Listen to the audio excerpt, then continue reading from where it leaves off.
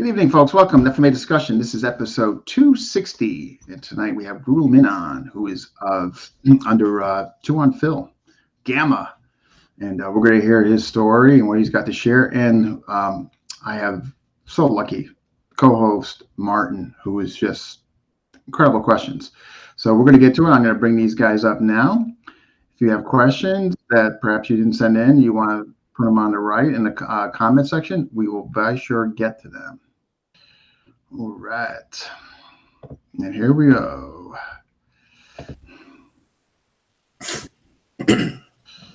Welcome, guys. Welcome to the show, Guro Minh. Thank you for coming on.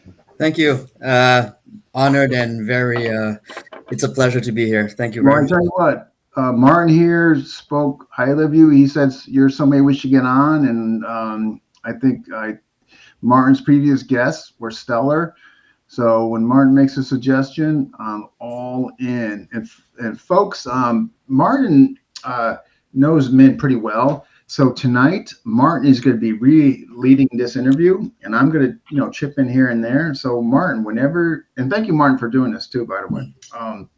So whenever you're ready, Martin, let it fly. All right. Well, like you said, we've known each other for a long time, Minh and I. We lost track of each other for almost 20 years, I think. But pretty much at the beginning of each our being serious in martial arts, we were pretty much together at the beginning. But I will let him speak. So, Minh, how are you, man? I'm great. It's nice to talk to you again. It's been a while. Yeah, well, this is super confined and it's very fun. We cannot train, Yeah, when was the last time I got my hands on you? I don't remember. I had my hands on you. But like you said, yeah, it's been, we've known each other for, I'm thinking 23 or so years. Same going to the same high school. So that was pretty fun. When I first met you, I think you already started martial arts for a while. Yeah. I just started. So I was pretty much intimidated. You were a very intense person. Bam! Yeah, but it was all a mask and an image. I wasn't that good back then. I'm still not that good. But so you'll see tonight, folks, the difference between Minh and I is that even though I started martial arts before him, Minh was consistent. I wasn't. So now Minh is a guru and a very good fighter. And I'm not. But so still going, I'm still going. Yep. So Minh, when and how did you first encounter martial arts in general? Oh, martial arts. The idea of martial arts, pretty much since I was a kid. Growing up with my aunts and uncles watching those Chinese kung fu flicks translated in Vietnamese. So watching these people, flying around, having sword fights. I'm like, wow, I want to do that. Can I do that? It looks pretty cool. And, and then, of course, in the middle of the 80s, you had Jackie Chan. So everybody wanted to do that, those moves. But it took me a long time to be able to do martial arts, really. But I grew up with television, movies. So that's where I got got into contact with martial arts. Like most of us, I guess. Yeah. Yeah, we at some point or another, we all did traditional martial arts. I mean, gosh, when I was coming up through, MMA wasn't around. I mean, I'm speaking in terms of Connecticut, you know what I mean? Like if I was in California, different story, or New York City, but for Connecticut, it was traditional martial arts. Like we didn't have access to MMA, JKD. In the 90s, that changed and all that. But yeah, I mean, I think all of us, one time or another, experienced traditional martial arts. We got Paulo, Martin. I am going to call this the delicious meat in a baguette. Banh mi is so good. Bang me, yeah. It's so good. Yeah, folks, if you're watching, tell us where you're watching from and smash that like button. Go ahead, Martin. Bang me. So, Awesome. the Banh mi episode. All right, let's call it the Banh mi episode.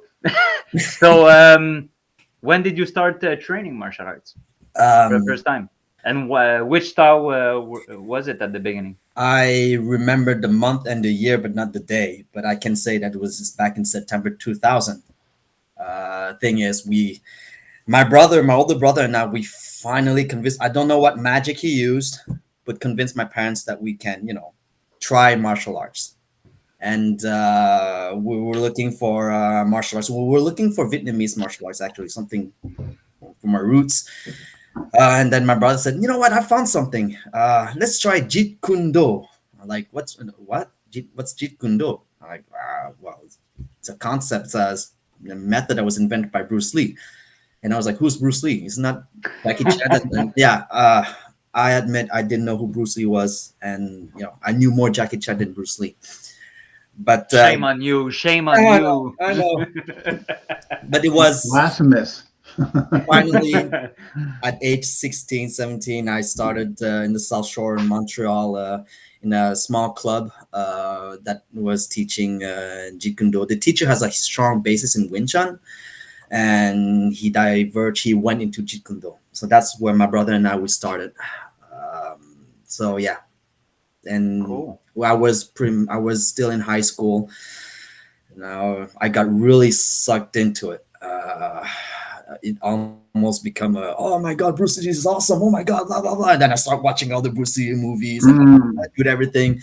So Martin, when you first met me, I was already a Bruce Lee fanatics. Yeah. So Yeah, I have some memories about that. yeah, I tried to block that out of my memories, but yeah, I was really, really into it. The empty hand, everything empty hand, from kicking, trapping, punching, a little bit of grappling. But it took me a while before I found Kali. But my first art was Jeet Kune Do for a good 3 years or so. Yeah. Okay, did you do any martial arts styles before or system before doing Kali, or it was straight to Kali after that? It's kind of weird because at the place where I was doing Jeet Kune Do, one day my Sifu got into class and said, "You guys see this? This is a Kali stick." And I'm like, "What's a Kali stick?" "Oh well, I just got back from this seminar. It's a Filipino martial arts," and he showed us a couple of stuff. But the only thing we did was the good old Siniwali, upper eight. That's it. So I had a little sense of it. I know, oh, Filipino martial arts, that's cool. And then that's when I first heard about the name Danilo Santo, because it's pretty much linked to Jeet Kune Do. You cannot do Jeet Kune Do and not hear about Danilo Santo. Yeah, there's Yeah. tied to that lineage.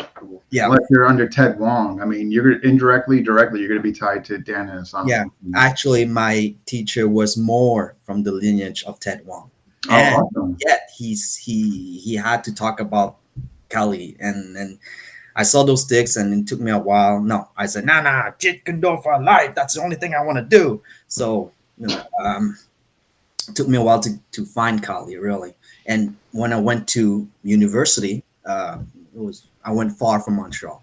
So I pretty much lived on campus, and I was looking for Jeet Kune Do, Jeet Kune Do, Jeet Kune Do. Found that teacher, and that's where I started Kali, really. But when I found him, he was more kickboxing and Muay Thai. So that would be the only thing that I did before diving into the Kali world, really. Where did you go to university? Université de Sherbrooke. So that's In Sherbrooke. Okay. an hour and a half from Montreal. So I'm not Yeah. gonna do that an hour and a half, 3 hours every day. No. Oh, man. My brother and I were going to the same. We lived on campus, and then we were looking for another martial arts school, and there I found Guro Christian Labbé. Okay. And yeah, the thing is, he said, "Why I teach in kickboxing and Muay Thai." I'm like, okay. I also teach Jeet Kune Do. What? Really? So that's how I got sucked into it. And like, tell me more. Yeah, well, my teacher is Tuhon Phil, and we're from the Danilo Santos seminar. I did not hear Philippe Gélina. Danilo Santo. Yeah, sure.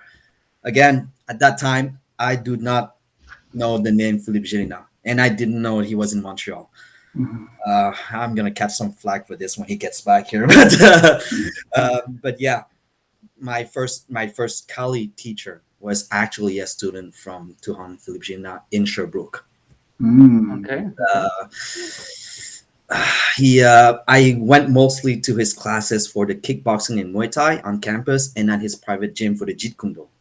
But he will he will introduce it to me little by little. And that Cali that he was doing was part Inosanto Cali blend, sure. But he would also say, I mostly do Pikiti Tirsia. That was the first time I heard the term Pikiti Tirsia, Oh, okay. in 2005. So that I'm like, what's that? And that's another style of Cali. Me being the ignorant that I was, like, there's several styles of Cali. Don't you just say Cali? But then No, we don't say Cali actually. there's several Yeah. terms, but There's it's a like, whole there's a show in yeah, it's itself. yeah, Yeah, it's like you're saying karate. Well, it's either Kyokushin, Goju-ryu, Shotokan. yeah, But yeah, then exactly. same thing for Filipino martial arts. Yeah. So and that's when I learned more about Pikiti Tirsa Cali, and I was doing a couple classes at his place. Not much because I was still more into the empty hands kind of things and Jeet Kune Do. And also my brother was like, Philippe Gelina, and he will actually look for Philippe Gelina on internet.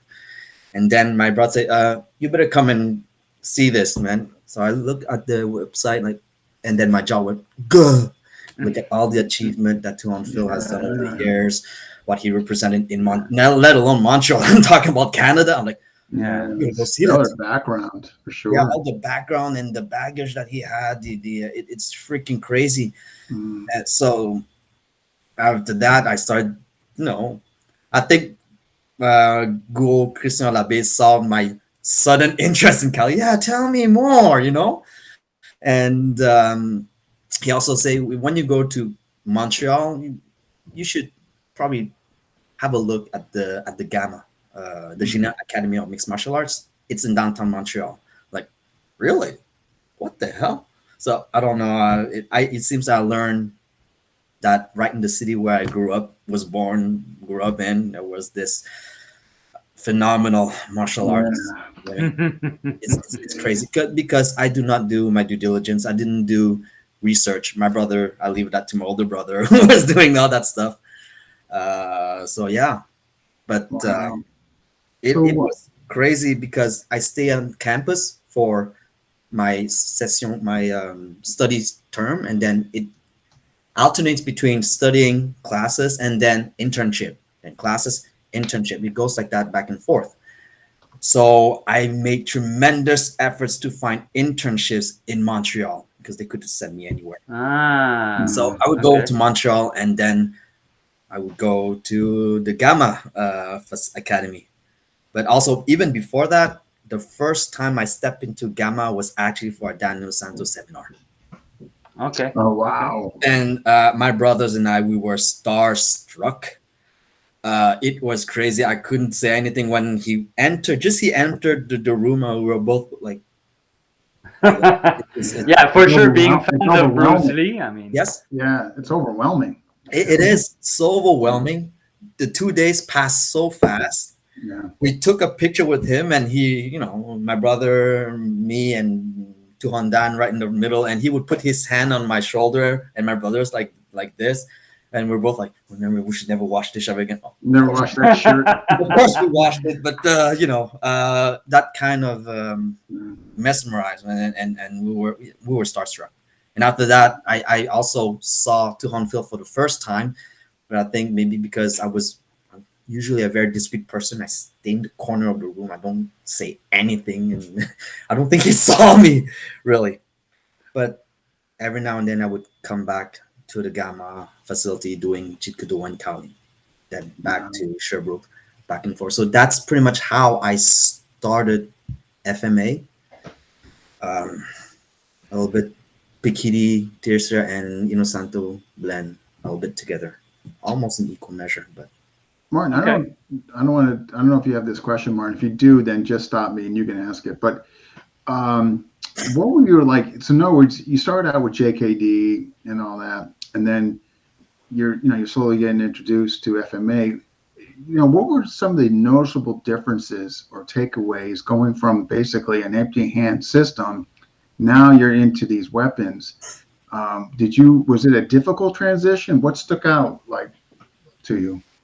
It's for me personally, it was very difficult because I'm used to using my hands, and for 3 years, I was fighting empty hands. I got used to it. I using my kicks, and then you put a stick in my hand, just the one stick. Coordination is completely different. I didn't know what to do with it, and it took me a while to get used to it. Um, and then putting two sticks in my hand, and it's crazy. Yeah, I was a mess when I all put the- two sticks in my hand. And Yeah, people say, what's better than one stick? Two stick. Oh, For man. someone who's not used to it, not necessarily. I'd rather throw the sticks and then continue bare hand. But the transition for me was very hard. Yeah. Very, Yeah, very. no. I mean, it was for me as well. I mean, like I said, I'm not ashamed to admit it, man. When I first got exposed to Sinawali, I was just like, holy crap! I look like I don't want to say the word, man, but Yeah. it was pretty bad. It was. I echoed the sentiment. I had the exact same feeling. I felt like I had two left hands, and I had no idea what I was doing. Left hand goes above left, or it's a broken strike. It's a fluid, and then Yeah. just the Sinawali. If I could do, I remember at the time when I started doing the Sinawali with my partner or my brother. If we could do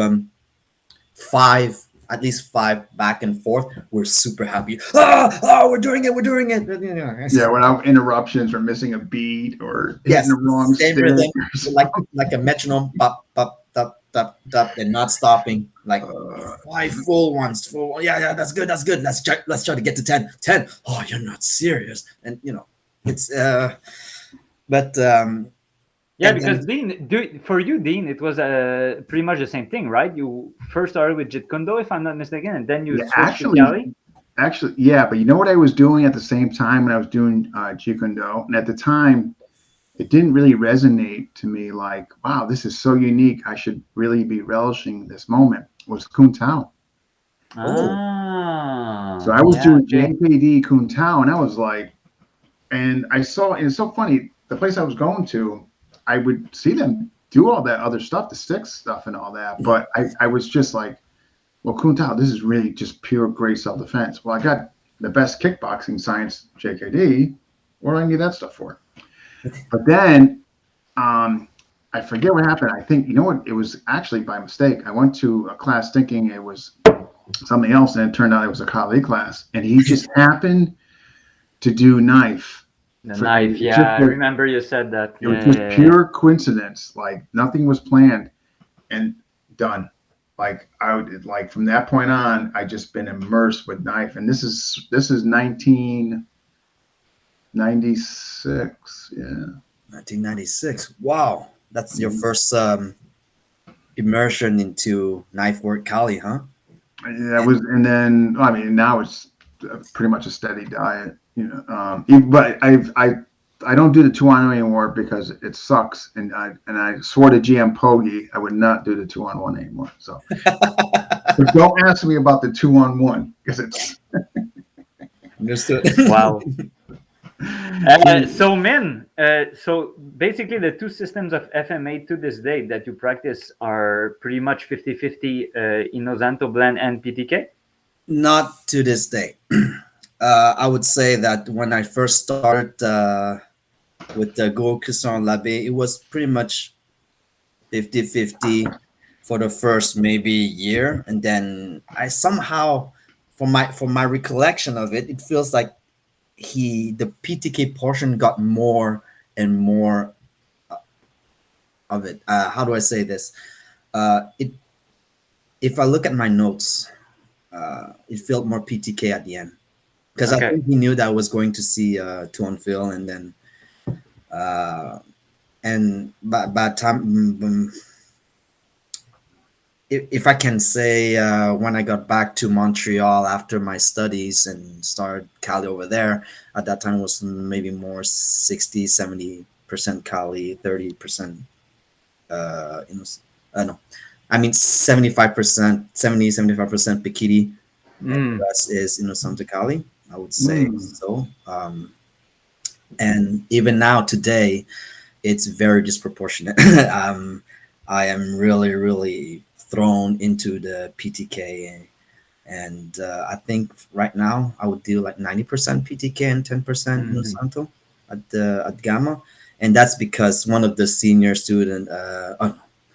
instructor. Sorry, I hope he's not gonna kill me. He's teaching right now, I think.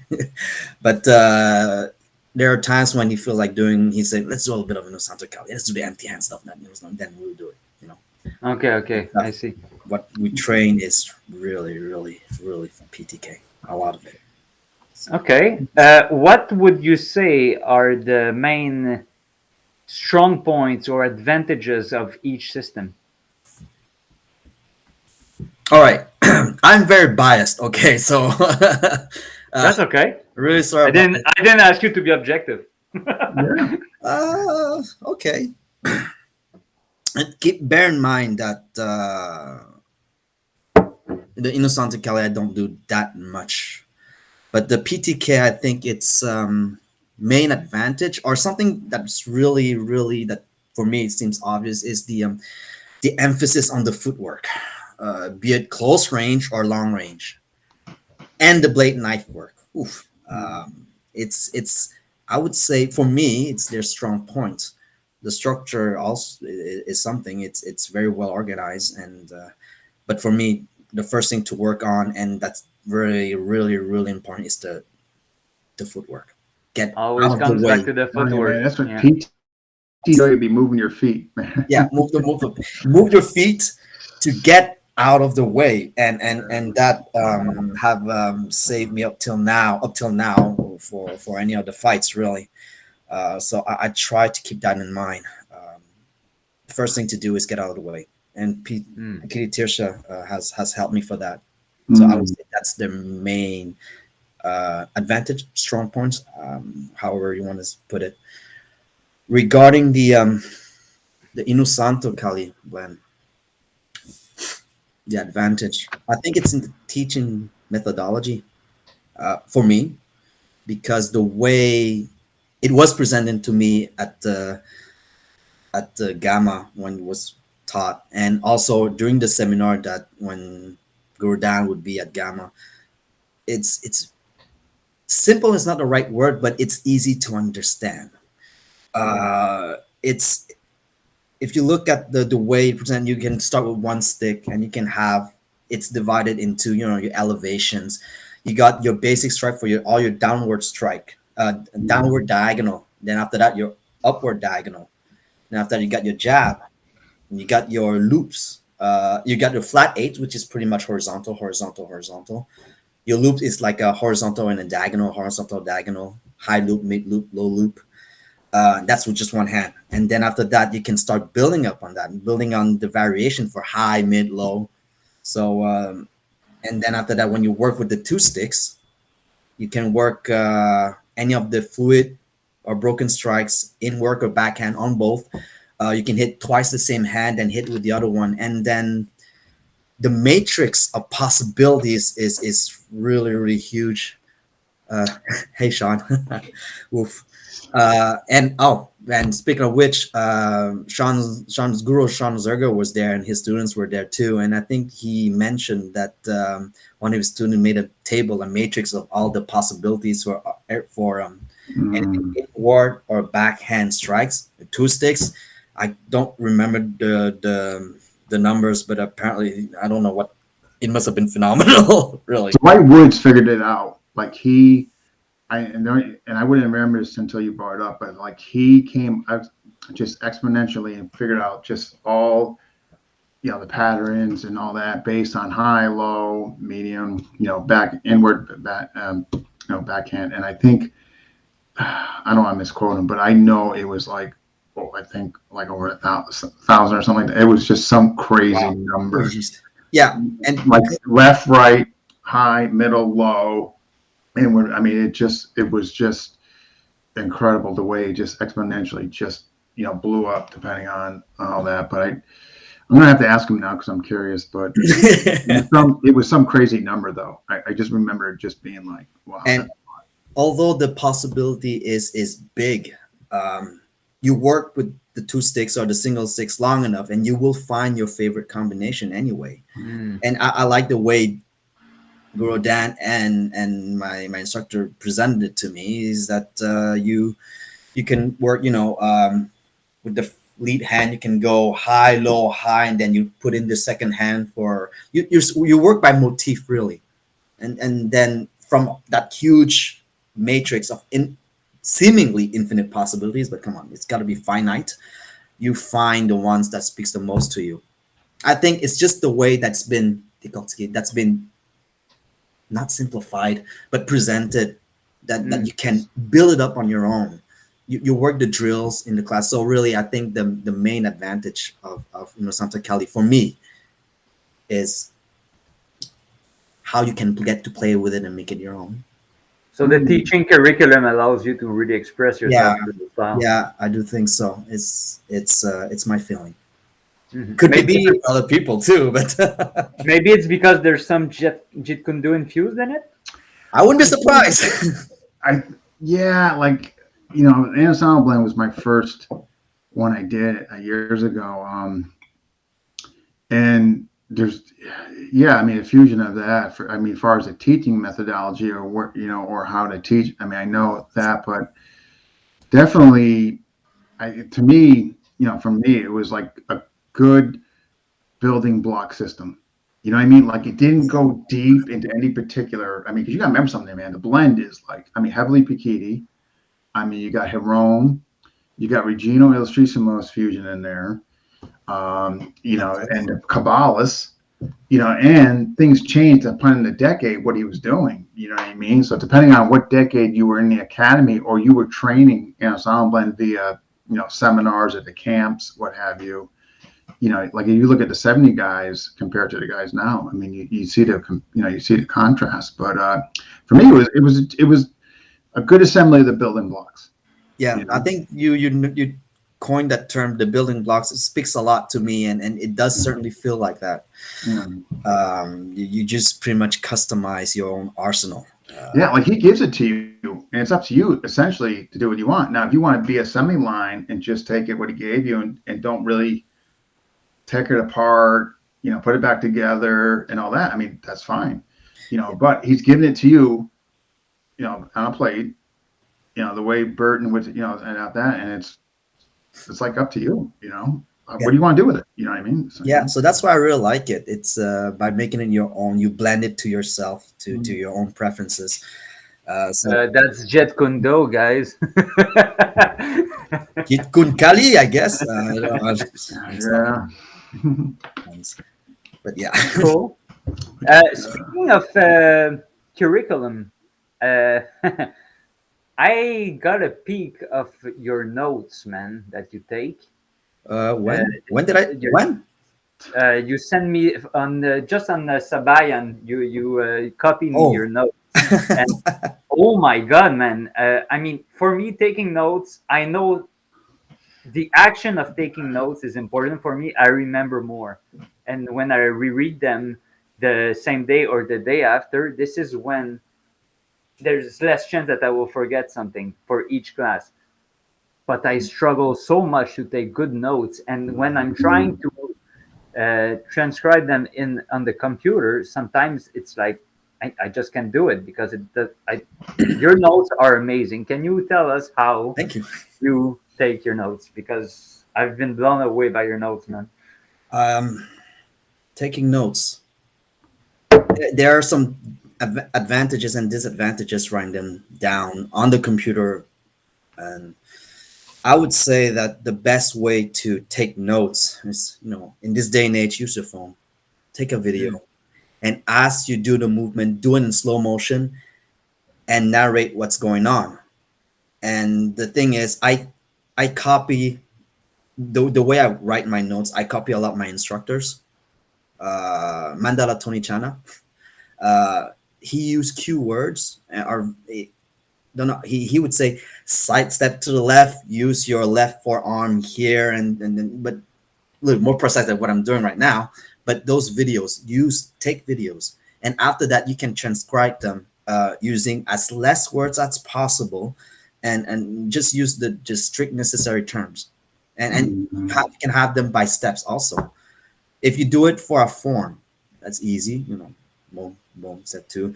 And if you do it for a drill, writing for a drill, that's kind of more complicated because the best thing to do is have two columns. Then you can have the feeder and then the attacker. Oh, but he reacts this way, and then you have to react this way, and then oh, he reacts this way, you react this way. So if you go down, you see why that person reacts this way, why you're reacting the other way. He's going at forehand, and so you're gonna sidestep, and you're going to try to pass it, deflect it, you know. But the thing is, that's everyone has. You have to find your own way of writing the notes. I mean, I could give my notes to someone else and it wouldn't mean anything.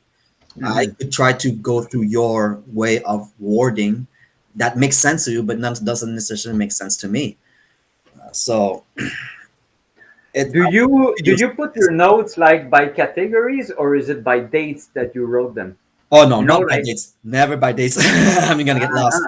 I had to categorize them in some way or another. I have my own way of categorizing things, and I know that it could be wrong for another person or another one, but that doesn't matter. It makes sense for me for the time being. It's well, there's compartments in my mind, and that's how I want to, but I would have one section dedicated for one theme or one method in the Pikidia, for example. Put the drills. What I could do if there's dates needs to be involved is like, oh, I saw this first time this date. Then another section, oh, on that date I had to there's this correction. And then another date, there's another version of that one. So, and I mean, recently I had to go through all my notes and compress them a bit and simplify them. But you need to find a way to arranger, to prepare the sections, to categorize them. There's a way to do that. Thing is, I was lucky because one, with Tuhon Phil, the structure was quite already there. I mean, I started my notes with his notes from the PTK, though it's dated 2001 when he gave it to me. I'm like, it's just the guidelines. It's just the general guidelines. And he's like,